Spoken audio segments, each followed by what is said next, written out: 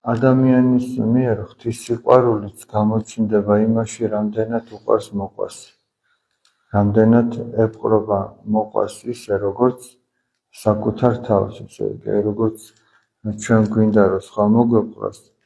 როგორც ჩვენ გვინდა სხვა მოგვითმინოს, სხვა გაგვიგოს, გაგვითვალისწინოს, რამდენად ვეპყრობით ჩვენ ჩვენს მოყვას, ამით ჩანს ჩვენი ღვთისადმი სიყვარული, იმიტომ რომ ყველაფერიც რო აღასრულა, როგორც მოციქული პავლე ამბობს, თუ ღვთის სიყვარული არ აქვს, მაშინ ამაოყო, თუ სიყვარულით არ აკეთებ რაღაცას. იქ ნათქვამია, რომ აი შენ მთელი შენი მონაგებიც რო სხვას მისცე, შენი სხეულიც რომ დასაწველად მისცე და უშოთ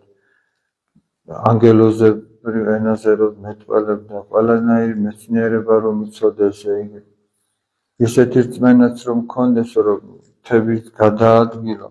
მაგრამ სიყვარული არ ქონდეს, მაშინ ყველაფერი ფუჭი და ამაო. და სიყვარული სწორედ